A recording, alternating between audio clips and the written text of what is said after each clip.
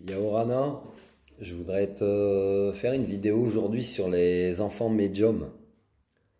Enfin, les enfants médiums, en fait, il y a beaucoup de personnes qui naissent médiums et, et qui le vivent comme ça pendant plusieurs années de leur enfance. Et puis après, pour diverses raisons, soit l'enfant va occulter, ou soit les capacités s'amenuisent ou s'endorment un petit peu si tu veux. Ce qui était le cas du moins pour les générations avant les générations 2000. Maintenant, tous les enfants qui sont nés depuis les générations 2000, euh, leur conscience ne se ferme pas, leur médiumnité elle est présente H24, ce qui peut justement, si tu as un gamin qui est né en 2000, comme moi mes enfants, eh ben, ça peut leur générer beaucoup d'incompréhension. Donc je voudrais te donner quelques petits conseils en fait pour l'accompagnement, toi en tant que parent d'enfant médium. Sache que si ton enfant est médium, eh ben, peut-être que toi tu ne l'es pas, mais peut-être que l'autre parent l'est. Donc si t'es la maman, c'est le papa, inverse, hein, transpose.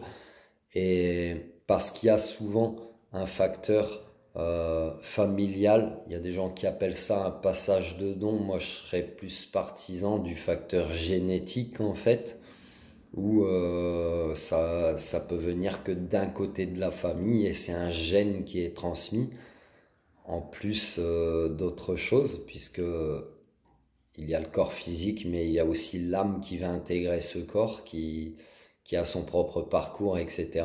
Donc ça c'est un autre débat. Et en fait, du coup, tu peux ne pas comprendre ton enfant des fois en tant que parent. Euh, il va te parler de son ami imaginaire, mais il va peut-être t'en parler souvent, etc. Où tu vas l'observer, tu vas le voir toi-même, par exemple, parler comme s'il parlait à quelqu'un, etc. Donc, n'aie pas peur que ton enfant soit malade mentalement, mais bien sûr, prends les dispositions nécessaires, mais c'est plus pour te rassurer toi-même finalement. Mais tu t'apercevras que ton enfant voit des choses, ressent des choses, perçoit des choses, entend des choses que toi, adulte, ta conscience a tellement occulté ou est tellement fermée que tu n'as plus tes yeux d'enfant, donc tu n'as plus cette part imaginaire qu'ils ont, mais ce n'est pas qu'une part imaginaire, cette part imaginaire permet d'ouvrir la conscience et de se dire euh, il y a des choses possibles que je ne peux pas m'expliquer ou que on ne m'a pas enseigné, etc. Puisque l'esprit humain est conditionné beaucoup tout de suite à l'école très jeune, par les croyances des parents, par les peurs, par l'éducation, par plein de choses, par plein de choses. Donc du coup, toi, en tant que parent, encore plus si t'es pas médium toi-même ou que tu ne crois pas ce genre de choses, etc., tu pourras avoir peur pour ton enfant si tu veux. Donc n'aie pas peur parce que euh, fais des recherches avant d'avoir peur. Fais des recherches des deux côtés de votre famille. S'il y a des gens comme ça qui sont pas médiums, des gens qui guérissent les brûlures, les verrues, qui sont peut-être magnétiseurs, énergéticiens, médiums, enfin leur façon, rebouteux, peu importe comment t'appelles, chaman, prêtre, imam, et je ne sais quoi, voilà. Et en fait, fais des recherches déjà des deux côtés de la famille. Ça pourra déjà te rassurer, te donner des indications. Ok, mon enfant tient des discours qui me paraissent farfelus ou trop imaginaires, ou même je m'inquiète pour sa santé mentale. Eh bien, avant de t'inquiéter pour lui, fais des recherches sur les deux familles des deux côtés. Peut-être que tu t'apercevras que il y a un potentiel d'un côté ou de l'autre ou des deux côtés et que du coup tu as un enfant médium donc qui peut parler tout seul, qui peut s'intéresser beaucoup à des sujets existentiels déjà très très jeunes. Qu'est-ce que je fous ici? Qui je suis? D'où je viens? Où je vais? Est-ce qu'on est seul dans l'univers? Il va s'intéresser à des domaines que même toi ça t'intéresse pas. L'astronomie, l'astrologie, euh, les signes zodiacales, plein de choses comme ça, les pierres. Il va peut-être être attiré déjà très jeune par faire de la méditation, du yoga. Et bien, tout ce qui l'intéresse dans ce genre de domaine, euh, laisse-le expérimenter parce qu'il va expérimenter ce qui lui fait du bien. Attention, je te dis pas de le lancer toi-même tout de suite très jeune avec des cartes à lui apprendre des rituels. Laisse-le faire à sa façon parce que si tu es toi-même parent médium, tu pourrais peut-être trop l'encourager. Non, laisse-lui faire son parcours. Laisse-lui expérimenter parce qu'on a chacun nos spécificités et c'est pas parce que toi tu es magnétiseur ou tu tires les cartes ou que tu fais comme ci, que tu fais comme ça, que ton enfant sera comme ça. Ça, c'est transposer tes rêves sur l'enfant. Ton enfant, il est tout autre. Et les générations de maintenant, les générations 2000, elles sont très très éveillées puisque la conscience ne se ferme pas et elle compte. Il y a, si tu veux, en fait, depuis les années 60, il y a eu plusieurs vagues comme ça d'âmes qui ont été envoyées sur Terre, des vagues de médiums en fait. Et c'est ce que Dolores Cannon explique dans ses livres, Les vagues de volontaires. Et en fait, ça s'est passé sur 3 générations, depuis les années 50 jusqu'à maintenant. On en est à 60, 70 ans. Donc plus on avance dans le temps et plus certaines âmes qui sont envoyées sur Terre euh, ont des consciences éveillées, évoluées. Donc après, c'est d'autres débats aussi. Est-ce qu'elles viennent de où? Elles sont plus anciennes? Ça, on s'en fout même à la limite. Mais toujours est-il qu'en fait, ça, c'est pour permettre à une ouverture de conscience un peu plus rapide. C'est pour ça que ça s'est accéléré. Et maintenant, ça va plus être des générations de 20 ou 25 ans. Ça va être des générations de 10 à 15 ans, voire moins. Puisque tout est aussi interconnecté dans l'univers et qu'en plus, même technologiquement, l'humain est de plus en plus connecté. Donc le savoir se transmet de plus en plus vite, tout dépend comment on utilise la technologie, etc. Et du coup, voilà. Donc il y a beaucoup d'enfants médiums qui arrivent en fait sur Terre depuis une vingtaine d'années, puisque je vais prendre mon propre parcours. J'ai ma fille aînée qui a 21 ans, qui n'a jamais eu la conscience fermée, que j'ai pu soutenir à ma façon. C'est pour ça que je peux me permettre de te retranscrire, puisque c'est mon expérience personnelle, où ma fille, quand elle m'expliquait des choses, quand elle faisait des terreurs nocturnes, ce que moi j'expliquerais plutôt comme des attaques en fait, des choses comme ça, ou ce qu'on peut appeler aussi des paralysies du sommeil, où je reconnaissais pas ma fille, etc. Euh, il y a d'autres choses qu'elle a pu me dire. Elle a même été, et là j'ai un frisson parce que tu en auras peut-être un aussi, en retournant dans ma mémoire, moi dans mon parcours de médium adulte, je me suis rendu compte que mes enfants me guidaient par moments en me disant des choses et qui me faisaient tilter. Donc c'est comme s'ils étaient des anges gardiens ou des guides pour moi. Et plus on avance dans le temps, c'est pour ça que je te dis, plus les consciences sont éveillées, évoluées, etc. Elles n'ont aucun jugement sur elles-mêmes de leur manière de vivre dans la 3D comme nous on peut l'avoir les générations 80, on va dire. Et parce qu'il y a aussi un décalage temporel et d'éducation, etc., de conditionnement entre les premières vagues et les vagues qui arrivent maintenant depuis les années 2000, donc depuis 20 ans, 22 ans maintenant. Et là, bientôt, les nouvelles générations encore qui vont venir, euh, voilà, ça va être quelque chose. Ça va être quelque chose, je ne vais pas extrapoler, mais ça va être des consciences encore plus éveillées qui vont continuer d'axer le changement de conscience sur la planète. Donc finalement, tout se passe très très rapidement sur l'histoire de l'humanité. Là, le changement de conscience va se passer en 200 ans, quoi. En 200 ans, euh, depuis les années 1900 jusqu'à 2100, l'axe de conscience va changer et après, l'humanité et la planète vont commencer peut-être à aller mieux, etc.